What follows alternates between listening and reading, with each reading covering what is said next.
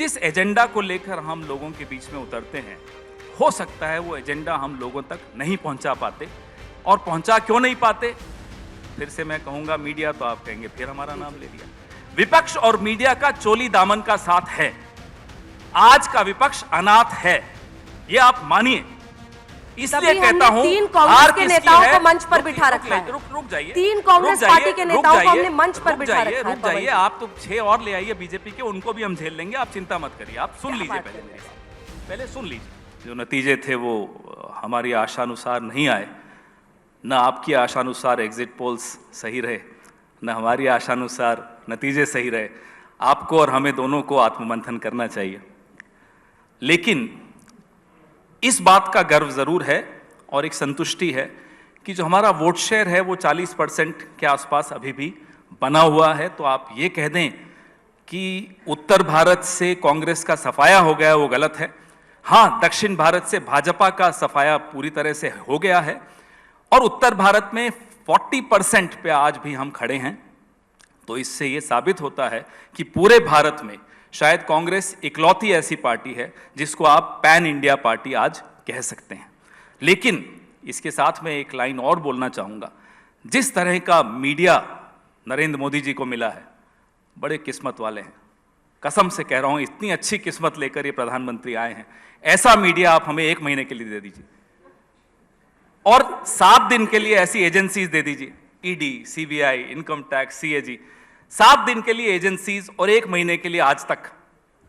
तो यही मांग रहे हैं आपसे। अच्छा, मतलब चुनाव आपको लड़ना है, चुनाव आप हारे और सारा का सारा दोष आपको अभी भी लगता है कि मीडिया, एक सेकंड, अब सवाल नहीं पूरा होने देंगे, कि सारा का सारा दोष आप मीडिया पे मर दें, आप मर दें कि एजेंसीज की वजह से हुआ। अरे एजेंसीज की कार्रवाई तो इलेक्शन वोटिंग के जस्ट पहले छत्तीसगढ़ में हुई। पहली बात फिर तो भी जनता ने, कि मैं आपको दोष नहीं दे रहा, मैं तो श्रेय दे रहा हूं। नहीं, आप गलत कर रहे हैं। आप श्रेय लीजिए। क्यों ले श्रेय? आपको लपक के श्रेय ले लेना चाहिए। नहीं, आपको लेना चाहिए कि आप राहुल करते हैं, लेकिन राहुल जी जिता नहीं पाते हैं। आप मोदी जी को श्रेय मत दीजिए। आप राहुल करते हैं, अरे मेहनत आपकी और फल ले रहे हैं मोदी जी। फिर वही, ये अच्छी बात थोड़ी है। हारते आप हैं और कहते किसी और ने हरा। मेहनत आप करते हैं, सत्ता में वो बैठे। आपको ऐसा लगता है, आपको ऐसा लगता है कि मेहनत हम लोग कर रहे हैं। पूरी मेहनत वो कर रहे हैं। पार्टी करती है, मेहनत में कोई वो कमी पार्टी नहीं। करती है। नहीं, वो पार्टी करती है जो जीतती है। क्यों? जब आप कर्नाटक में जीते तब भी हमारी मेहनत थी। अंजना जी, 2014 मेरे सवाल का जवाब दीजिए ना। मैं अभी जब आप कर्नाटक में जीते तब भी मीडिया की मेहनत थी। जो आप नहीं पूछोगे उसका भी जवाब दूंगा। रुकिए, जो पूछ रही हूँ वो बता दीजिए ना। उसका भी दूंगा और जो नहीं पूछेंगी वो भी दूंगा। रुकिए आप।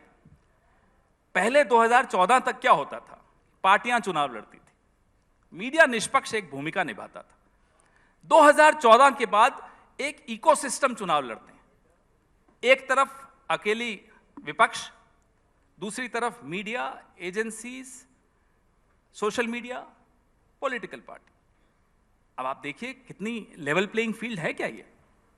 तो ये कह देना, तो मैं तो आपको सिर्फ श्रेय दे रहा हूं, आप इसमें श्रेय लीजिए, कोई गलत बात नहीं है इसमें। श्रेय धूल चेहरे पर थी, आईना पोंछता रहा, यही आपकी बीमारी है। अरे साहब, यही आपकी बीमारी है। धूल चेहरे पे थी, आईना पोंछता रहा। शेरो शायरी का जवाब तो मेरे साथी देंगे। नहीं, वो भी देंगे, उनसे भी भिड़ेंगे, लेकिन उनसे भी भिड़ेंगे। कांग्रेस, आप तो सिर पे आज बांध के आए हैं कि क्या बोलना है। लेकिन क्या आप इस मंच पे मुझे बताएंगे कि तीनों राज्यों में कांग्रेस की हार का जिम्मेदार कौन था?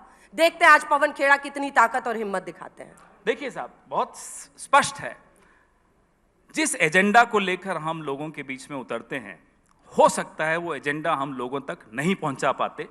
और पहुंचा क्यों नहीं पाते? फिर से मैं कहूंगा मीडिया, तो आप कहेंगे फिर हमारा नाम ले लिया। विपक्ष और मीडिया का चोली दामन का साथ है। आज का विपक्ष अनाथ है, ये आप मानिए। इसलिए कहता हूं, तीन कांग्रेस के नेताओं को मंच पर बिठा रखा है। रुक जाइए, तीन कांग्रेस पार्टी के नेताओं को हमने मंच पर बिठा रखा है। रुक जाइए, आप तो 6 और ले आइए बीजेपी के, उनको भी हम झेल लेंगे, आप चिंता मत करिए। आप सुन लीजिए पहले मेरी बात, पहले सुन लीजिए। कांग्रेस हारी, आप ये बात कर रही है। अरे लोकतंत्र हार रहा है, उसकी चिंता आपको क्यों नहीं है? ये जो चुनाव के नतीजे आते हैं, इसमें तो चलिए एक पार्टी हारती है, एक जीत जाती है, आपका एग्जिट पोल हार जाता है, आप जीत जाते हैं, चलता है ये सब। लेकिन जो बड़ी हार हो रही है वो लोकतंत्र की हो रही है, उस पर आपका ध्यान क्यों नहीं है? कैसे चुनाव आयोग बनेगा आपने देखा कल पार्लियामेंट में?